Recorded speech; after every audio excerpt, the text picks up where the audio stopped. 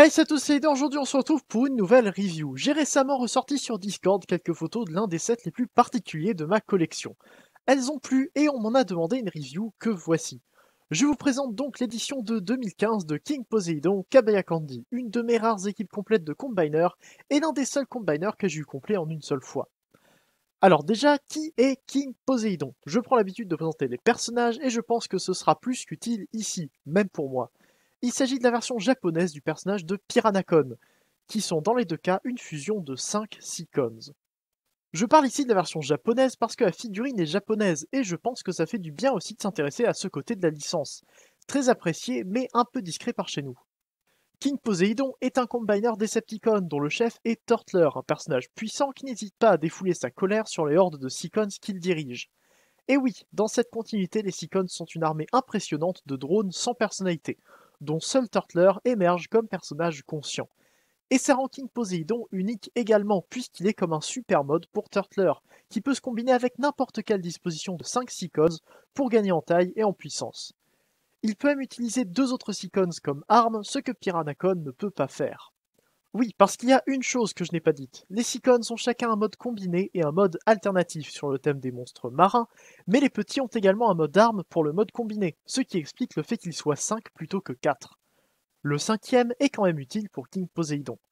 Je dois également noter qu'aucun média officiel de la continuité japonaise ne donne de mode robot pour les petits Seacons, et que Turtler n'apparaît en robot que dans une seule case du manga. Non seulement ils leur ont enlevé des potentielles personnalités, mais ils ont également omis le mode censé être principal chez tous les autres Transformers. Passons côté américain. Piranacon, dont le nom ressemble beaucoup trop à un nom d'équipe plutôt qu'un nom de combiner, est également la fusion de 5 des 6 Seacons, qui ont tous une personnalité propre et dont les noms diffèrent à moitié des versions japonaises. Piranacon est un chasseur. Contrairement à la plupart des combiners, en particulier Menacor, les Seacons arrivent à travailler ensemble à partir du moment où il s'agit de chasser quelque chose. Le combiner en devient inarrêtable au point que Snaptrap, leur chef, a dû forcer la séparation après un certain temps pour que Piranacon ne détruise pas tout. Ouais, je paraphrase TF-Wiki, mais je connais pas les personnages et je trouve sa description très stylée. Snaptrap est un chef dérangé pour les Seacons, un tracker fou dont il est impossible de se débarrasser s'il a choisi sa proie. Nautilator est l'un des pires Decepticons qui ait existé, n'ayant aucune compétence maritime et nécessitant l'aide constante des autres pour ne pas couler et rouiller au fond de l'eau. Si, c'est un homard, mais il peut rouiller. Seawing est un habitué des grands fonds, qui n'y voit rien en pleine lumière et qui aime attendre dans l'ombre pour surprendre ses ennemis. Tentacule se fait des amis pour pouvoir les décapiter ensuite, Overbite est un chasseur-né qui apprécie également noyer des trucs pour le plaisir, et Skylor pue. Non sérieusement, c'est un peu tout ce que dit TF-Wiki sur lui. Il suinte des fluides divers qui puent. Et enfin, d'où sort ce fameux set dont je dois parler? Kabaya est une entreprise qui vend des petits jouets accompagnés de bonbons divers. Ils se sont associés à plusieurs autres compagnies pour proposer des produits tiers simplifiés qui pourraient être vendus pour pas cher au Japon, avec notamment beaucoup de lignes consacrées à Transformers. Depuis 85, Kabaya propose plusieurs styles de figurines avec leurs friandises, dont les Kabaya Gum qui sont des kits simples de personnages G1 vendus avec des chewing-gums. Ils ont sorti un King Poseidon en deux parties en 88 et l'ont réédité en boîte individuelle en 2015, qui est le set que je vais présenter dans cette vidéo. Voici la boîte dans laquelle sont venus les Seacons. C'est une boîte de présentation qui contient normalement 8 Seacons, mais qui n'avait ici que les 6 nécessaires pour l'équipe complète. J'aime beaucoup tous les dessins en nuances de gris, qui contrastent avec les boîtes extrêmement colorées qu'on a à l'intérieur. On nous présente les robots qu'on peut construire, plusieurs illustrations officielles des Seacons et de King Poseidon, et bien d'autres informations que je ne saurais pas lire. Le carton est assez fin puisque ce n'est pas censé être une boîte de rangement, donc j'y fais très attention. J'ai l'impression que c'est le genre de boîte qui doit déjà être un peu rare, même par rapport au set qu'elle contient. Et justement, dedans, on a les 6 magnifiques boîtes, pleines de couleurs, et avec le mode alternatif des Seacons en gros plan. Puisqu'ils ne sont jamais en robot et que ces modes sont quand même tous très classe, je comprends pourquoi ils les ont choisis. Avec ces couleurs et le japonais partout sur les boîtes, les voir ensemble me rend assez fier de les avoir. C'est pas ce que je collectionne habituellement, et elles sortent vraiment parmi mes autres boîtes, même si elles ne sont pas exposées. Mais elles mériteraient d'être placées sur une étagère pour pouvoir les admirer à tout moment. Dans une idée assez répandue dans le milieu des petits jouets à monter, les instructions sont imprimées à l'intérieur de la boîte. Il faut donc les découper d'une certaine façon pour avoir accès à toutes les étapes dans le bon ordre. Je m'y suis mal pris avec Turtler, donc je présente Overbite, le numéro 2. Et justement, tous les robots sont numérotés. Je vais donc les présenter dans l'ordre, à commencer avec Turtler, nommé Snaptrap côté américain, et Traquenard pour les deux Québécois au fond qui utilisent des noms français de personnages si obscurs. Son mode alternatif est une sorte de tortue avec deux énormes canons sur la carapace, qui n'est pas sans rappeler Tortank apparu plus tard dans Pokémon. Niveau construction, ces sets sont très simples.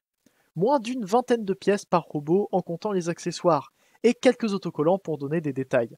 C'était très plaisant à construire, mais les autocollants peuvent être difficiles à placer, surtout sur les têtes des robots. Ils ont aussi du mal à tenir sur certaines surfaces arrondies, comme vous pourrez voir sur les pattes de Turtler et Gulf. Les couleurs de Turtler sont très jolies, le turquoise et le rose sont soutenus mais sans être trop criards, et ça complémente très bien le gris plus discret. Les détails sont très jolis et reprennent ceux du jouet G1, comme tous les autres robots. Bien sûr, on voit qu'il est très simple et c'est dû au nombre de pièces. Je ne peux pas montrer à quel point il est léger, mais ça aussi c'est normal. Niveau articulation, c'est encore limité, mais pas trop mal. La tête bouge vers le bas, mais ça révèle la tête du robot. Et les pattes vont vers l'avant et l'arrière. Rien de bien compliqué, mais ça reste une simplification du jouet G1. Et avec cette taille, il devient très mignon. On se rend assez peu compte de la taille de Turtler à côté de Seawing G1, mais la différence se verra mieux à côté de Kraken. Contrairement à tous les autres Seacons, Turtler n'a pas d'accessoires, mais on pourra lui en donner grâce à Overbite. Et justement, il arrive en deuxième. Overbite garde son nom côté Hasbro comme Takara et sert généralement d'arme à King Poseidon. C'est une sorte de requin bipède qui est très proche du Terrorcon Reaper Snapper. Il n'y a pas grand chose à dire sur lui.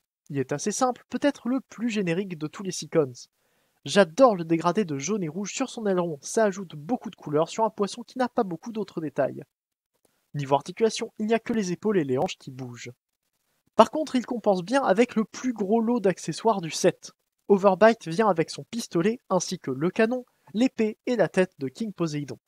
Son pistolet est assez simple et le canon l'est également. Il se place sous le requin pour un placement assez bizarre. Et pour la tête, qui est d'ailleurs très belle, elle ne se place nulle part. Il faut la laisser à côté ou sur un Legends ou Core Class dont la tête peut se rentrer en robot. D'ailleurs, tous les accessoires sont sur PEG 3 mm, donc ils sont entièrement compatibles avec les Core Class actuels. Pour l'épée, elle est très jolie et se place sous le mode alternatif de Turtler. Le canon peut également lui revenir pour l'armer un peu plus. Le numéro 3 est Kraken, le bras gauche de King Poseidon. Alors oui, j'ai tendance à vouloir donner ce nom à Tentacule, parce que je me représente plutôt le Kraken comme une pieuvre que comme une raie géante. Mais Kraken est bien la version japonaise de Seawing, qui se trouve être le seul Seacon G1 que j'ai, et qui forme également le bras gauche de Piranacon. Contrairement au deux premiers, il n'a pas de rose et gagne une dominante de gris et noir, ce qui passe bien avec sa description américaine de vouloir rester dans l'ombre. Il se trouve que j'ai oublié de mettre le logo des Decepticons sur les ailes, ce que je ne compte pas faire. Si je m'en étais rendu compte plus tôt, je l'aurais fait, mais maintenant je n'ose plus trop y retoucher. D'ailleurs, ces ailes sont une seule pièce, ce qui est plutôt gênant pour le mode jambe, surtout lorsqu'un autre robot large est utilisé de l'autre côté. On voit assez bien les différences et simplifications par rapport à Seawing G1, qui est identique à Kraken, mais on en verra plus en mode robot.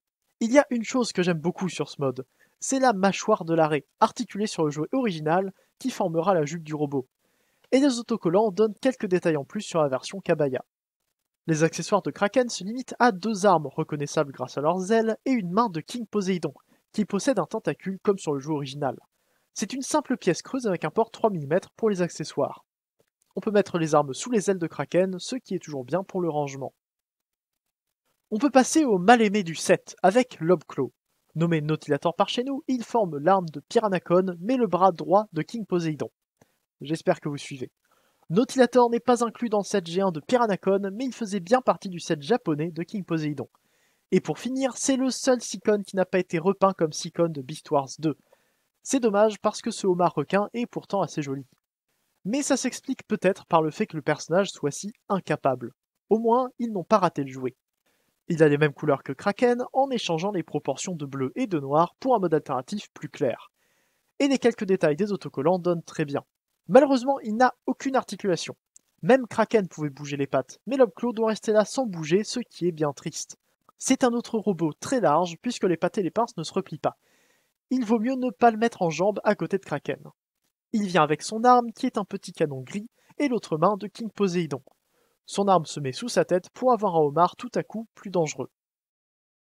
Gulf est l'avant-dernier et celui que j'aime le moins. Il s'agit de la version japonaise de Skylar et je comprends pourquoi ils lui ont donné cette description. C'est un petit piranha avec deux pattes et deux bras fait en rose et bleu. Le jouet G1 avait un rose bien plus pâle qui lui va mieux, qu'on peut voir sur l'image de sa boîte. Le mold ne me plaît pas vraiment avec cette forme bizarre et les couleurs me semblent trop foncées pour lui. Pourtant, je me suis pas trop habitué à son jouet G1, mais je crois que c'est l'absence de contraste qui me déplaît. En plus, la quasi-totalité des autocollants sert au mode robot plutôt qu'au mode alternatif, et on verra qu'ils sont très mal placés pour ce mode, à commencer par ceux du dessus des pattes arrière qui se décollent facilement. Du coup, ça enlève encore des couleurs au piranha. Gulf vient avec 3 accessoires, 2 armes qui peuvent se placer de chaque côté de son aileron et un pied pour le mode combiné. Ces pieds ont quand même été bien pensés, ils sont asymétriques parce que leur surface est inclinée. Il y a un pied gauche et un pied droit qui permettront de donner à King Poseidon une pose statique un peu plus naturelle. Et on arrive au dernier qui est accessoirement le meilleur, Tentacule. Et ils ont eu la bonne idée de ne pas changer son nom parce qu'il est génial. Et ce mode alternatif est parfait. C'est le plus monstrueux des Seacons. Tentacule est une sorte de calamar bipède avec un visage maléfique des plus séduisants. Mais regardez-le, il a une vraie présence dans ce mode. On est loin de l'allure carrée d'Overbite ou de la silhouette informe de Gulf. On dirait presque qu'il est en mode robot, mais avec un degré de monstruosité que j'adore, et je suis loin d'être le seul. L'autocollant sur le visage était assez difficile à mettre par contre. Et malheureusement, les jambes sont attachées l'une à l'autre, ce qui lui enlève toute articulation utile. Et si on regarde derrière, on voit le mode robot à l'envers. Pas trop grave, puisque la face avant de Tentacule est parfaite. Pourquoi vouloir la cacher? Tentacule complète les accessoires de King Poseidon avec le deuxième pied, et a également ses 2 armes qui se mettent sur les côtés de la tête. Ensemble, les Seacons donnent très bien. Les couleurs sont parfaites et ils font une belle équipe de monstres bizarres et menaçants. Je montre vite fait les 5 modes armes. Je préfère l'homme clos, mais j'aime aussi Overbite, peut-être par habitude de l'utiliser comme ça. On a peut-être sa tête vers le haut juste avant le canon, mais ça reste moins gênant que la queue de Gulf ou les pattes de Tentacule. Et bien sûr, ils sont sur PEG 3 mm, ce qui permettrait de les donner au corps classe.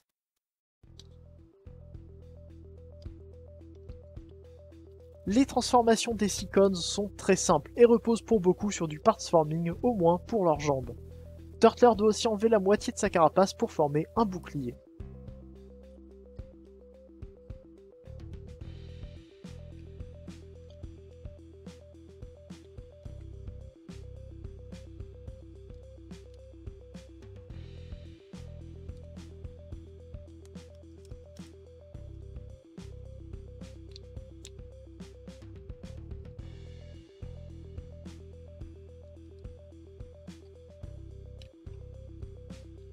Certains arrivent à tenir assez bien et d'autres sont plus fragiles, et Gulf est le pire. Je dois laisser ses jambes attachées une à l'autre pour qu'elles tiennent attachées aux cuisses, à cause de leur peg bien trop court. Le placement des autocollants sur les tibias le rend effrayant à transformer, parce que ça pourrait les abîmer quand on sépare ou qu'on referme l'avant du piranha. Turtler est évidemment le plus grand des Seacons et son mode robot est assez joli. On a quand même assez peu d'autocollants dessus pour rajouter des détails, ce qui peut le rendre un peu simple. Mais il a de très belles proportions, bien imposantes malgré sa petite stature. Son backpack est un peu grand à cause de toute la partie inférieure qui est purement utilitaire pour les différents modes. Et pour les articulations, on a seulement les épaules et les coudes, ce qui ne l'empêche pas de rendre très bien avec son bouclier et son épée. Et quand je disais qu'il était petit, en robot, même en étant plus grand, il reste de la carrure d'un corps classe, avec la moitié de la masse. C'est un petit robot très vide, mais très joli. Et de l'autre côté, Overbite est le plus petit. Il perd la longueur de la tête du requin qui part en talons énormes. Contrairement aux jouets G1, les Seacons peuvent écarter les jambes, ce qui est pas mal pour des poses plus naturelles, même s'ils ne sont articulés en général qu'aux épaules. Il rend bien avec son arme et me paraît très mignon à côté d'un Seawing G1 qui paraît énorme. Mais pour sa défense, les Seacons G1 sont très gros pour des membres de Scramble City. Kraken est assez joli, mais le fait que ses ailes ne bougent pas lui enlève quelque chose. Par contre, il gagne des genoux. Tout comme je disais pour le mode alternatif, j'aime beaucoup cette jupe faite à partir de sa mâchoire. Le fait que les jambes s'écartent et que les jouets aient été modifiés pour les besoins de la transformation permettent de lui donner de meilleures proportions que son jouet G1. Même s'il ne paraît pas à côté de lui, je le trouve quand même plus joli. J'aime beaucoup l'homme clos en robot. Il a lui aussi des genoux, malgré un backpack assez large, je trouve qu'il le porte bien et que son design est agréable à regarder. J'aurais peut-être aimé que le mode alternatif soit plus utilisé sur le robot, mais après tout, les membres de Scramble City sont parmi les pires exemples d'utilisation du T-Ball. Et comme tous les autres, il est assez petit. Gulf est encore une fois celui que j'aime le moins. Non seulement ses jambes ne tiennent pas, mais il n'a pas de genoux fonctionnels. En plus, ses autocollants dont je parlais plus tôt sont déjà dégradés, alors que j'ai dû le transformer moins de 5 fois vers chaque mode, y compris pour cette vidéo. En plus, la queue du piranha reste beaucoup trop vers le haut, ce qui est lié au problème que j'ai évoqué en mode arme. C'est le pire backpack de tous les Seacons pour ce qui est du placement. Entre ça et le mode alternatif qui ne me plaît pas, c'est bien dommage, mais il est définitivement le Seacon que j'aime le moins. Et le meilleur de tous est à nouveau sur le devant de la scène. Tentacule n'est pas aussi beau en robot qu'en mode alternatif, mais il me plaît quand même. Je comprends qu'il arrive à trouver tant de personnes à séduire avant de les décapiter. Il a peut-être un backpack énorme, il reste très stable. J'ai toujours été étonné qu'il n'utilise pas ses jambes du mode alternatif sur le robot, mais au moins ce jouet-là ne tombe pas. L'équipe me plaît peut-être plus en mode alternatif, mais ils sont quand même très beaux en robot. Là encore, les couleurs cohérentes sur toute l'équipe ajoutent beaucoup à ce set. Avant de combiner les Seacons, on va combiner leurs armes. Je vais présenter le mode combiné normal de King Poseidon qui utilise Overbite comme arme. On peut donc prendre toutes les autres et elles s'attachent entre elles pour former un énorme canon.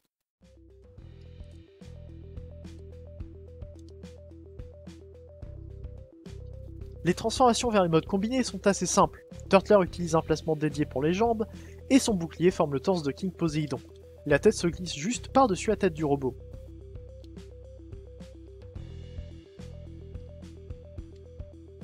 Ensuite, les petits icônes restent en robot, avec peut-être un réarrangement de keyball pour les épaules, et la rotation de la tête pour sortir un peg 3 mm utilisé pour le mode arme, et donc aussi le mode combiné.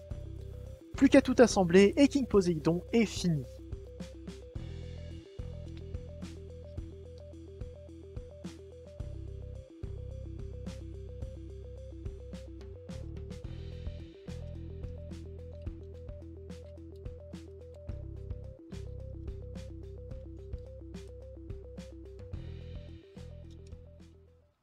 Le plus petit de mes combiners est également le plus joli.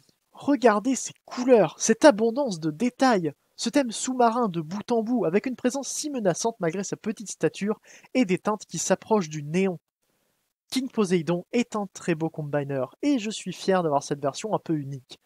Par contre, il garde des articulations à peine plus complètes qu'un G1, avec une seule rotation aux épaules et un petit mouvement vers l'extérieur, qui lui permettent de brandir son épée.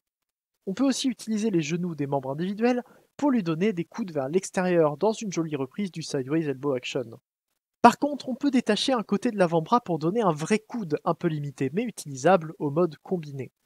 C'est pas parfait et sans articulation aux jambes, on peut s'en passer. Mais avec le coude vers l'intérieur en plus, on peut lui faire passer son bras devant son torse, ce qui est pas mal. Niveau arme, j'ai déjà montré son épée. On peut aussi lui donner son énorme fusil, mais surtout Overbite. Bien sûr, c'est un peu trop lourd pour l'épaule de Turtler, ce qui l'empêche de le tenir correctement. Et contrairement à la version G1, l'équipe ne vient pas avec un stand pour tenir l'arme vers l'avant. Et pendant qu'il a un canon surdimensionné par main, il peut placer son épée dans son dos pour encore plus de détails partout. Quand je disais qu'il était petit, je voulais vraiment le dire. Il est de la même taille que Hot Rod Studio Series, et plus large, mais bien moins lourd, ce qui le rend encore plus mignon. Et en fouillant dans la boîte, ouais c'est vrai, Kabaya est une compagnie de bonbons à la base, et chaque Seacon venait avec un chewing-gum. J'en ai ouvert un et je l'ai goûté il y a 6 ans de ça. Je sais plus trop comment c'était, mais j'en goûterai pas un autre, même pour une review. Mon intégrité pour faire des reviews exhaustives a quand même des limites. Et c'est tout pour cette longue vidéo. C'est un set très amusant pour lequel la construction et la fierté d'avoir construit un petit combiner font totalement partie de l'expérience. Je ne joue pas avec parce qu'il ne me semble pas vraiment fait pour ça, et je veux le garder dans le meilleur état possible. Si vous pouvez le trouver, vous pouvez l'acheter et vous dire que vous aurez un bien beau set très amusant, mais je doute qu'il soit encore trouvable facilement aujourd'hui. Merci à vous d'avoir regardé cette review si particulière. C'était quand même assez long, j'espère ne pas vous avoir perdu avec la présentation de 6 personnages avec 10 noms différents. Dites-moi en commentaire ce que vous en avez pensé et abonnez-vous pour ne pas louper mes futures reviews. Faites un tour sur l'Arche pour discuter avec le fandom francophone et sur mon YouTube si vous voulez soutenir ma chaîne. On se retrouve bientôt pour une prochaine review, c'était Hitler, fan for un jour, fan for un jour et salut.